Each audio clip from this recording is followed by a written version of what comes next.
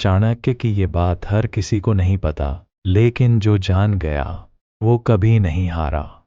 ऋण, शत्रु और रोग को समाप्त कर देना चाहिए। वन की अग्नि चंदन की लकड़ी को भी जला देती है। अर्थात दुष्ट व्यक्ति किसी का भी अहित कर सकते हैं। शत्रु की दुर्बलता जानने तक उसे अपना मित्र बनाए रखें। सिंह भूखा होने पर भी तिनका नहीं खाता। एक ही देश के दो शत्रु परस्पर मित्र होते हैं। आपातकाल में स्नेह करने वाला ही मित्र होता है। मित्रों के संग्रह से बल प्राप्त होता है। जो धैर्यवान नहीं है उसका न वर्तमान है न भविष्य। संकट में बुद्धि ही काम आती है। लोहे को लोहे से ही काटना चाहिए। यदि माता दुष्ट है तो उसे भी त्याग देना चाहिए। यदि स्वयं के हाथ में विष फैल रहा है तो उसे काट देना चाहिए। सांप को दूध पिलाने से विष ही बढ़ता है, न कि अमृत। एक बिगड़ैल गाय 100 कुत्तों से ज्यादा श्रेष्ठ है। अर्थात एक विपरीत स्वभाव का परम हितैषी व्यक्ति उन 100 लोगों से श्रेष्ठ है जो आपकी चापलूसी करते हैं। कल के मोर से आज का कबूतर भला। अर्थात संतोष सब बड़ा धन है। आग सिर में स्थापित करने पर भी जलाती है। अर्थात दुष्ट व्यक्ति का कितना भी सम्मान कर ले वह सदा दुख ही देता है। अन्न के सिवाय कोई दूसरा धन नहीं है। भूख के समान कोई दूसरा शत्रु नहीं है। विद्या ही निर्धन का धन है। विद्या को चोर भी नहीं चुरा सकता। शत्रु के गुण को भी ग्रहण करना चाहिए। अपने स्थान पर बने रहने से ही मनुष्य पूजा जाता है। सभी प्रकार के भय से बदनामी का भय सबसे बड़ा होता है। किसी लक्ष्य की सिद्धि में कभी शत्रु का साथ न करें। आलसी का न वर्तमान होता है न भविष्य। सोने के साथ मिलकर चांदी भी सोने जैसी दिखाई पड़ती है। अर्थात सत्संग का प्रभाव मनुष्य पर अवश्य पड़ता है। ढेकुली नीचे सिर झुकाकर ही कुएं से जल निकालती है। अर्थात कपटी या पापी व्यक्ति सदैव मधुर वचन बोलकर अपना काम निकालते हैं। सत्य भी यदि अनुचित है तो उसे नहीं कहना चाहिए। समय का ध्यान नहीं रखने वाला व्यक्ति अपने जीवन में निर्विघ्न नहीं रहता। जो जिस कार्य में कुशल हो उसे उसी कार्य में लगना चाहिए। दोषहीन कार्यों का होना दुर्लभ होता है। किसी भी कार्य में पल भर का भी विलंब न करें। चंचल चित्त वाले के कार्य कभी समाप्त नहीं होते। पहले निश्चय करिए फिर कार्य आरंभ करें। भाग्य पुरुषार्थी के पीछे चलता है। अर्थ, धर्म और कर्म का आधार है। शत्रु दंड नीति के ही योग्य है। कठोर वाणी अग्निदाह से भी अधिक तीव्र दुख पहुंचाती है। व्यसनी व्यक्ति कभी सफल नहीं हो सकता। शक्तिशाली शत्रु को कमजोर समझकर ही उस पर आक्रमण करे।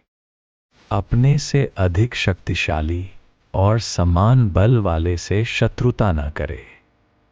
मंत्रणा को गुप्त रखने से ही कार्य सिद्ध होता है। योग्य सहायकों के बिना निर्णय करना बड़ा कठिन होता है। एक अकेला पहिया नहीं चला करता। अविनीत स्वामी के होने से तो स्वामी का न होना अच्छा है। जिसकी आत्मा संयमित होती है वही आत्मविजयी होता है। स्वभाव का अतिक्रमण अत्यंत कठिन है। धूर्त व्यक्ति अपने स्वार्थ के लिए दूसरों की सेवा करते हैं। कल की 1000 कौड़ियों से आज की एक कौड़ी भली। अर्थात संतोष सबसे बड़ा धन है।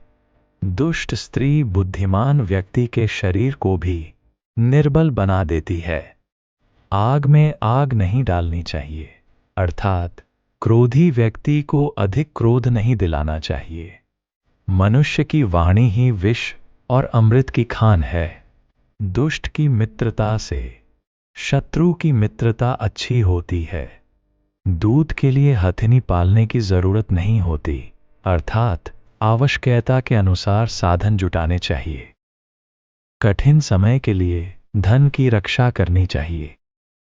कल का कार्य आज ही कर ले। सुख का आधार धर्म है। धर्म का आधार अर्थ अर्थात धन है। राज्य का आधार अपनी इंद्रियों पर विजय पाना है। प्रकृति सहज रूप से प्रजा के संपन्न होने से नेता विहीन राज्य भी संचालित होता रहता है। वृद्ध जन की सेवा ही विनय का आधार है। वृद्ध सेवा अर्थात ज्ञानियों की सेवा से ही ज्ञान प्राप्त होता है। ज्ञान से राजा अपनी आत्मा का परिष्कार करता है, संपादन करता है। आत्मविजयी सभी प्रकार की संपत्ति एकत्र करने में समर्थ होता है। जहां लक्ष्मी धन का निवास होता है, वहां सहज ही सुख संपदा आ जुड़ती है। इंद्रियों पर विजय का आधार विनम्रता है। प्रकृति का कोप सभी कोपों से बड़ा होता है। शासक को स्वयं योग्य बनकर योग्य प्रशासकों की सहायता से शासन करना चाहिए। सुख और दुख में समान रूप से सहायक होना चाहिए। स्वाभिमानी व्यक्ति प्रतिकूल विचारों को सम्मुख रखकर दोबारा उन पर विचार करे। अविनीत व्यक्ति को स्नेही होने पर भी अपनी मंत्रणा में नहीं रखना चाहिए। ज्ञानी और छल कपट से रहित शुद्ध मन वाले व्यक्ति को ही मंत्री बनाए। समस्त कार्य पूर्व मंत्रणा से करने चाहिए। जिसमें बुद्धि नहीं है उसको शास्त्र से क्या लाभ। जैसे नेत्रहीन मनुष्य के लिए दर्पण बेकार है। कुछ हार जीत से अधिक संतोषजनक होती हैं। जो भी काम आप करने के लिए चुनते हैं उसका आनंद लीजिए। हर व्यवसाय, रिश्ता, घर, जैसे ही भय आपके करीब आए उस पर आक्रमण कर उसे नष्ट कर दीजिए। कोई व्यक्ति अपने कार्यों से महान होता है, अपने जन्म से नहीं। जब आप किसी काम की शुरुआत करें तो असफलता से मत डरे और उस काम को ना छोड़ें। जो लोग ईमानदारी से काम करते हैं वो सबसे प्रसन्न होते हैं। एक उत्कृष्ट बात जो शेर से सीखी जा सकती है वो ये है कि व्यक्ति जो कुछ भी करना चाहता है उसे पूरे दिल और जोरदार प्रयास के साथ करे। भगवान मूर्तियों में नहीं है। आपकी अनुभूति आपका ईश्वर है। आत्मा आपका मंदिर है। अगर सांप जहरीला ना भी हो तो उसे खुद को जहरीला दिखाना चाहिए। किसी मूर्ख व्यक्ति के लिए किताबें उतनी ही उपयोगी हैं जितना कि एक अंधे व्यक्ति के लिए आईना। सबसे बड़ा गुरु मंत्र है, कभी भी अपने राज दूसरों को मत बताएं, ये आपको बर्बाद कर देगा। दुनिया की सबसे बड़ी शक्ति नौजवानी और औरत की सुंदरता है। सांप के फन, मक्खी के मुख और बिच्छू के डंक में जहर होता है, पर दुष्ट व्यक्ति तो इससे भरा होता है। कभी भी उनसे मित्रता मत कीजिए जो आपसे कम या ज्यादा प्रतिष्ठा के हों। ऐसी मित्रता कभी आपको खुशी नहीं देगी।